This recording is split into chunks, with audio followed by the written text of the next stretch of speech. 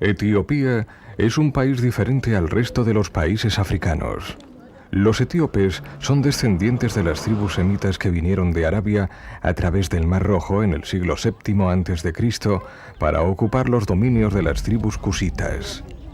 El mestizaje de razas y culturas con otros pueblos africanos le han dado su propia peculiaridad. Su religiosidad también marca diferencias.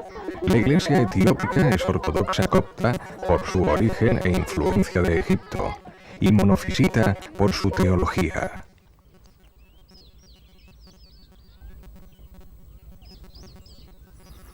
Visitamos la ciudad de Aksum, al norte del país, muy cerca del lago Tana, cuyos orígenes se remontan al siglo VI a.C. Aksum fue la capital de un vasto imperio que extendió sus dominios hasta la lejana Nubia y la península de Arabia. Sus reyes ostentaron el título de Negus-Neges, Rey de Reyes. La historia de Etiopía se ha construido sobre el mito de que sus emperadores descienden del rey Salomón. Según la leyenda, la reina de Saba, emperatriz de Etiopía, viajó a Jerusalén para conocer al sabio rey de Israel, concibiendo un hijo suyo que gobernaría con el nombre de Menelik. La Biblia, en el capítulo 10 del primer libro de los Reyes, describe la visita de la reina de Saba al rey Salomón, diciendo únicamente que quedó admirada de su sabiduría y le obsequió con gran cantidad de oro, aromas y piedras preciosas. La Constitución, vigente hasta el derrocamiento del último emperador, Haile Selassie, en 1974, señalaba que el emperador etíope es descendiente, sin interrupción, de Menelik I, hijo de la reina de Saba y del rey Salomón.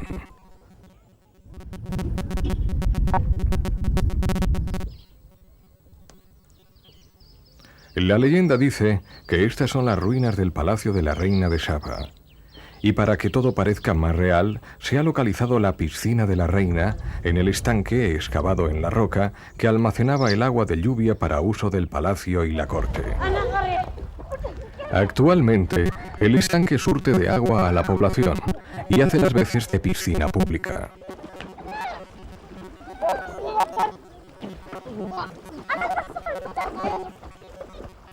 De lo que no cabe duda es de que los aksumitas creían en la vida más allá de la muerte, como muestran los monolitos y las estelas de granito que levantaban sobre sus tumbas. Los monolitos simbolizan casas de varios pisos donde los espíritus humanos pasarán la eternidad. De la riqueza y el poderío de antaño se pasó a la pobreza de hogaño. Etiopía es uno de los 5 países más pobres del mundo. Hay causas históricas que son importantes de considerar. Por ejemplo, el que haya sido un imperio medieval con el emperador Haile Selassie hasta 1974, cuando toda la tierra pertenecía o a los príncipes o a la familia imperial o a la iglesia ortodoxa. Los campesinos trabajaban la tierra para los señores feudales y el emperador. Todas las empresas relevantes del país pertenecían a la corona. El origen del cristianismo en Etiopía se remonta al siglo IV, cuando 2 comerciantes sirios cristianos, Frumencio y Edesio, convirtieron al rey Ezana. Este acontecimiento fue anterior a la conversión al cristianismo del emperador romano Constantino. El rey Ezana declaró al cristianismo religión oficial de su imperio, otorgó tierras y privilegios a la iglesia y acuñó la cruz en las monedas de su reino, un hecho que sucedía por primera vez en la historia. La ortodoxa es la iglesia mayoritaria, ya que más del 50% de los etíopes se confiesan ortodoxos.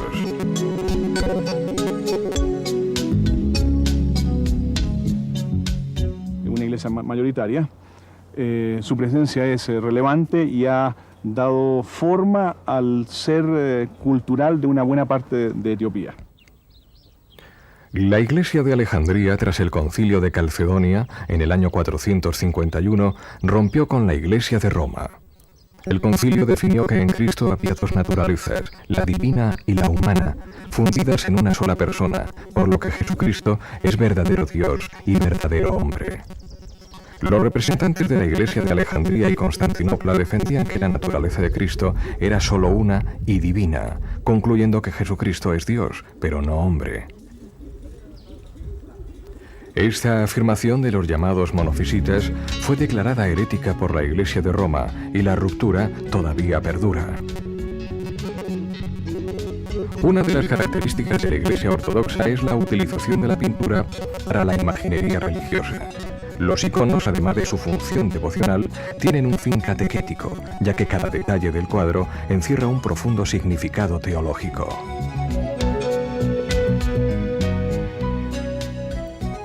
La leyenda dice que Menelik viajó a Jerusalén para conocer a su padre, el rey Salomón. Al concluir la visita y regresar a su país, los sacerdotes que custodiaban el Arca de la Alianza la robaron del templo y, escondida entre la comitiva de Menelik, la trajeron a Aksum. El Arca de la Alianza fue instalada en un templo dentro del recinto del Palacio Real, y aquí dicen que sigue custodiada día y noche por sacerdotes, sin que nadie la pueda ver, porque según la creencia, quien la vea morirá. Sobre las ruinas del antiguo Palacio Real se alza la Catedral Vieja, a la que no tienen acceso las mujeres, y el seminario, donde estudian los aspirantes al sacerdocio.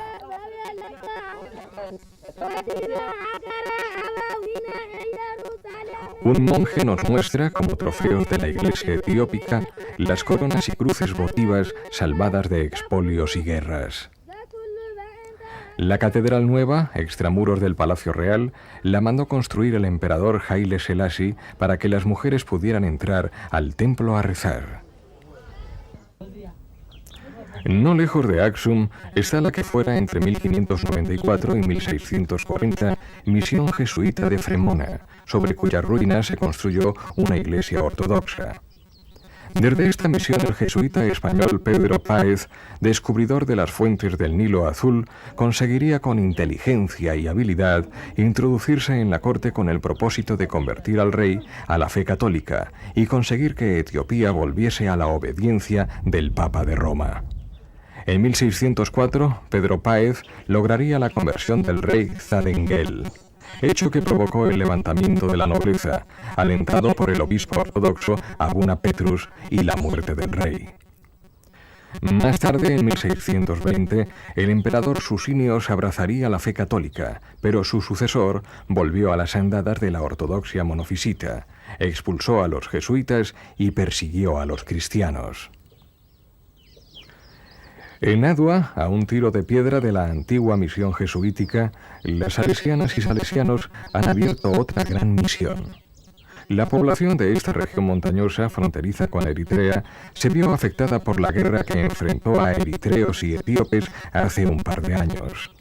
La guerra produjo muertes, desplazamiento de la población, destrucción de casas y escuelas, prostitución y sida. La guerra dividió a las tribus y a las familias y profundizó aún más la pobreza del país. Las heridas de la guerra todavía no han cicatrizado. Los misioneros están tratando de paliar los efectos secundarios de esta guerra fratricida. A pesar de esta situación de guerra, podemos decir que en el corazón de todo etíope y de todo eritreo hay un deseo de paz. Precisamente el saludo más común en Etiopía es Selam, que significa paz. Ellos quieren paz y quieren que el gobierno haga todo lo posible para obtenerla. Pienso que nosotros también debemos ayudar a esta gente a que obtengan la paz necesaria, porque es un país muy castigado por hambre, miseria y guerra.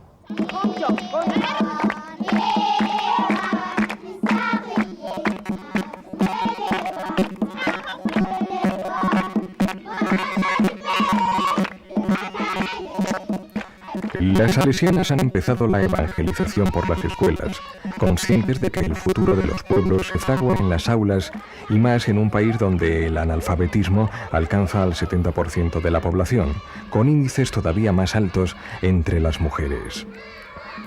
500 niños y niñas, la mayoría niñas, estudian y comen en la escuela de las monjas que se sostiene con ayuda de la solidaridad internacional. Entre las organizaciones de solidaridad que apoyan la escuela está Manos Unidas de España. En las aulas hay 50 niños de la guerra, huérfanos de padre y madre que dependen íntegramente de las monjas.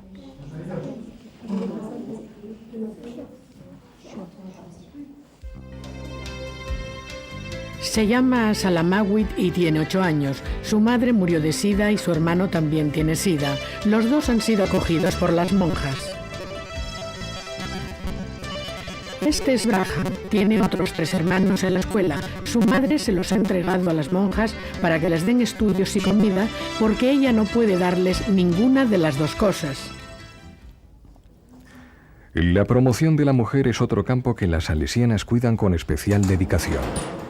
El objetivo es doble: capacitarlas laboralmente y ayudarlas a que recuperen su dignidad de personas. En los talleres hay 120 mujeres aprendiendo corte, confección y peluquería. Cada año 30 mujeres terminan su formación profesional. De momento, el aprendizaje les permite confeccionarse su ropa y la de sus familias, que no es poco. Algunas se han organizado en cooperativas de producción.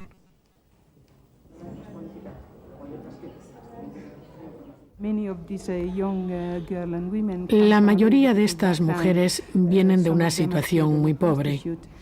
Algunas son hijas de prostitutas. Perdieron todo en la guerra que hemos sufrido. Son analfabetas y han padecido una terrible hambruna. Solo algunas fueron a la escuela porque en esta sociedad, si alguien tiene que sacrificarse a la familia, es la niña. No tendrán posibilidad de ser autosuficientes si no les ayudamos con la formación que aquí reciben.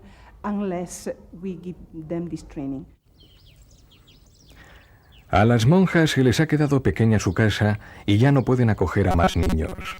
Como la necesidad y la demanda es muy grande, las monjas han puesto manos a la obra para construir, con ayuda de Manos Unidas, una residencia para 50 chicas huérfanas o abandonadas porque sus madres están ejerciendo la prostitución.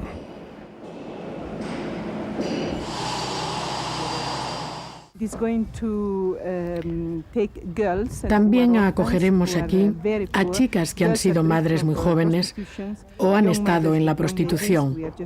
Queremos darles una buena formación para que trabajen y se puedan ganar la vida. Asistirán a las clases en nuestra escuela técnica y algún día llegarán a ser autosuficientes. Los salesianos han abierto en Adua la primera escuela de formación profesional de la región. Una escuela que todavía no está a pleno rendimiento, pero que se irá ampliando para atender a la demanda de los jóvenes, una vez que se ha firmado la paz y ya no tienen que ir a la guerra.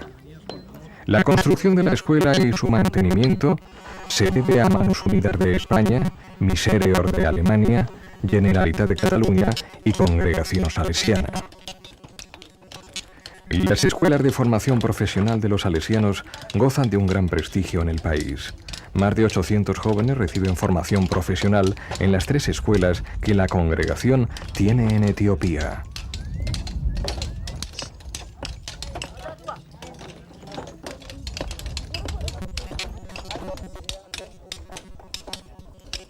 Los salesianos vinimos a Etiopía hace 25 años y empezamos la primera comunidad, Escuela Técnico Profesional.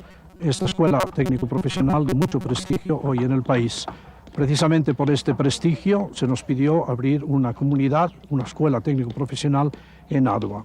Los edificios que veis empezaron a construirse el año 1993 y la escuela se abrió en el 1995 con cursos de formación intensiva. En el 1998 empezó ya a ser escuela profesional, técnica profesional, y el año pasado hubo los primeros alumnos que se graduaron. 225 jóvenes, chicos y chicas, están formándose profesionalmente en los talleres de mecánica, electrónica y carpintería. La formación que dan los salesianos no se limita al campo profesional, sino que abarca también la formación humana y cultural de los jóvenes. Los alumnos pagan, si pueden, $1 al mes por el aprendizaje. Con esta escuela, los salesianos quieren colaborar al desarrollo de la región, preparando buenos profesionales, a la vez que frenar la emigración de los jóvenes a las grandes ciudades o al extranjero. La maquinaria, importada de Italia, es de última generación, porque en la filosofía salesiana, los últimos son los primeros. Esta escuela está dotada de maquinaria muy buena. Algunos pueden pensar que se sale del nivel de una nación tan pobre como Etiopía, pero nosotros pensamos que es importante que un país Aunque sea pobre, no debe estar dotado pobremente para que pueda avanzar y mejorar. Prácticamente nosotros, aparte de las hijas de Madre Teresa, somos los primeros católicos que hemos venido aquí a Adua. No hay ninguna discriminación en la escuela por motivos de religión, por motivos de credo. Quien quiera que sea puede venir aquí, puede aprender, puede prepararse para un futuro en la escuela técnica y si es capaz también para ir después a la universidad. El Meskel es la gran fiesta de la Iglesia Ortodoxa y la ceremonia se celebra al aire libre porque el ritual del fuego así lo exige. Los sacerdotes y todo su cortejo visten los ropajes de las grandes ceremonias litúrgicas. El Meskel, que se celebra el 26 de septiembre, conmemora el descubrimiento de la cruz de Jesús por Santa Elena, madre del emperador Constantino. La exaltación de la cruz forma parte de las celebraciones del Año Nuevo que comienza el 11 de septiembre según el calendario ortodoxo. La Navidad se celebra el 7 de enero. El calendario etíope va 8 años por detrás del nuestro.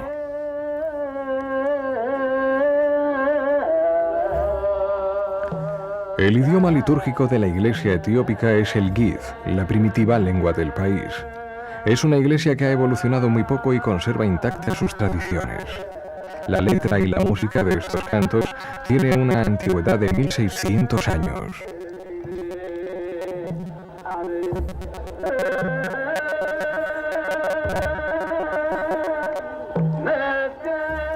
Los fieles traen sus ofrendas para quemar en la hoguera sagrada, con la fe y la esperanza de que el fuego queme todo el mal de sus vidas y del mundo. Los cantos y las oraciones hacen referencia a la cruz y al fuego, símbolos del triunfo de la luz sobre las tinieblas y de la vida sobre la muerte.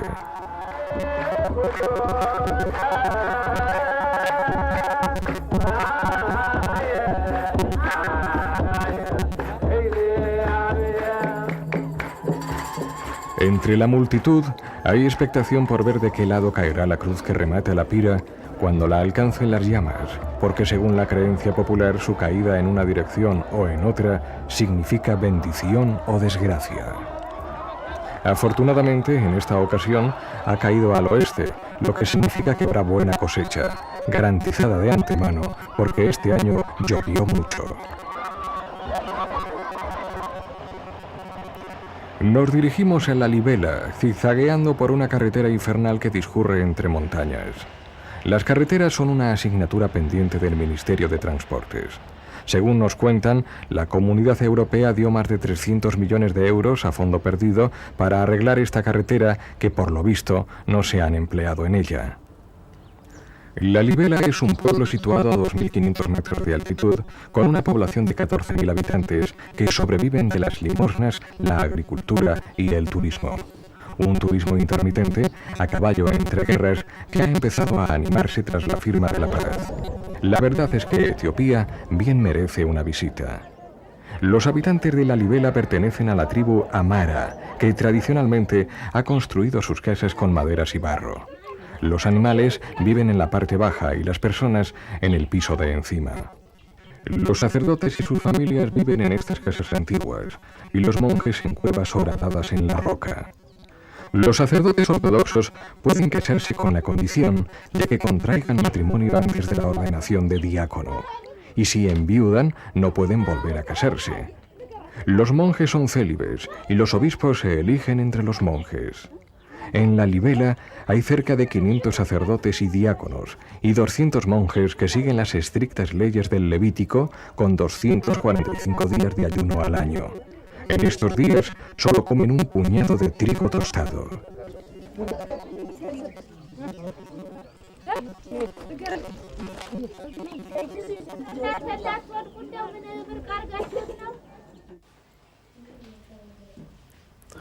La Libela es famosa por su conjunto de 11 iglesias de finales del siglo XI y principios del XII, labradas en la piedra arenisca, cuya construcción duró 25 años.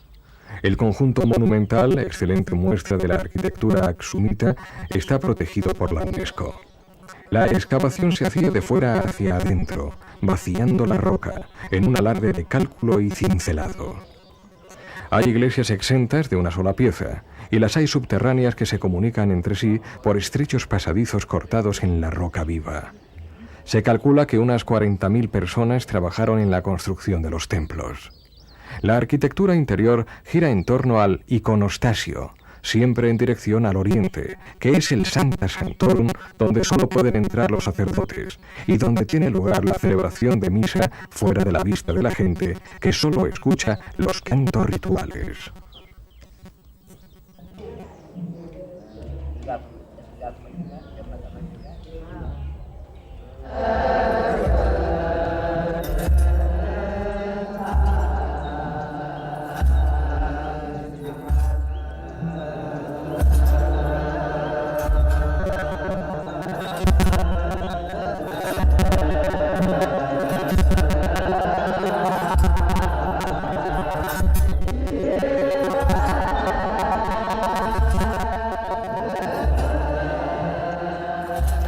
Una bella leyenda explica el origen de la libela, que este era el nombre del hijo del rey Daseyun.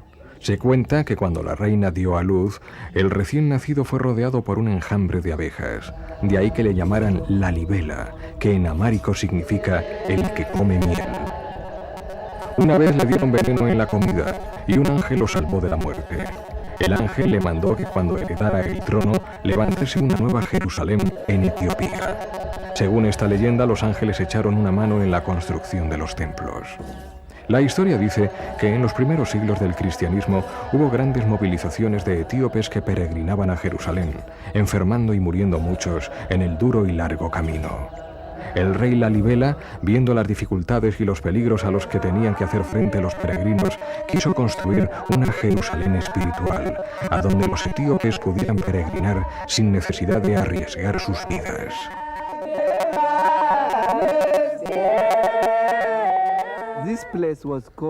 Antes de llamarse Lalibela, este lugar se llamaba Roja, que quiere decir zona limpia y montañosa. Antes de existir lo que ahora conocemos como Lalibela, nuestros cristianos viajaban a Jerusalén para celebrar la Semana Santa y morían en el camino atacados por las fieras, por los rigores del desierto y por congelación.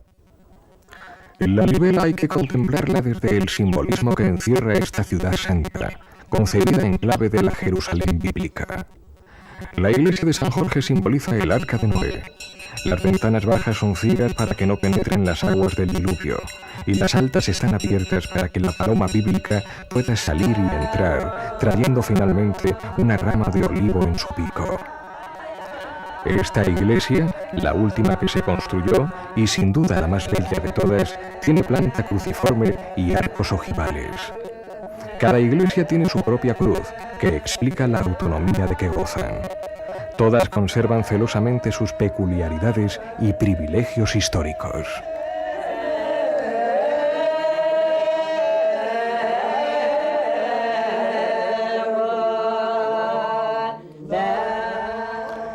Pero es en esta iglesia de San Gabriel y San Rafael donde la simbología alcanza su máxima expresión. A sus pies, los ríos Yore y Danos se han juntado para formar el río Jordán, aunque apenas corra el agua. Bordeando el templo está labrada en piedra una rampa, estrecha y empinada, que representa la senda que lleva al cielo. Si el camino por el que se sube al cielo es tan difícil como aparece aquí, habrá que prepararse bien para encararlo con garantía de éxito. Como broche de oro para la cadena de símbolos de esta ciudad santa, en lo alto de la montaña dominando los templos está el monte Tabor, desde donde al atardecer y con ojos de fe se puede contemplar la transfiguración del Señor.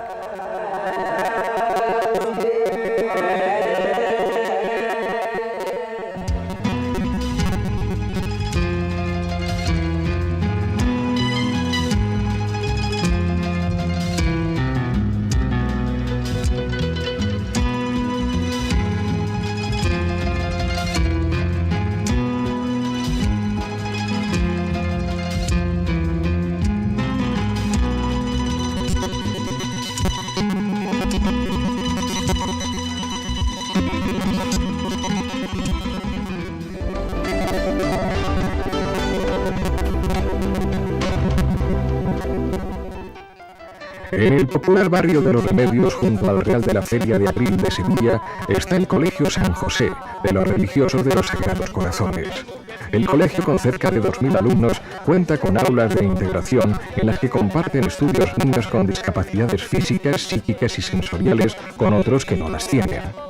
Entre las numerosas actividades extraescolares que desarrolla el colegio, destaca la Escuela de Teatro, donde 250 alumnos de todas las edades y exalumnos trabajan la expresión corporal como forma de comunicación y suben por primera vez a un escenario. Todo ello lo podrán ver en el reportaje de la próxima semana que hemos titulado Más allá de las aulas.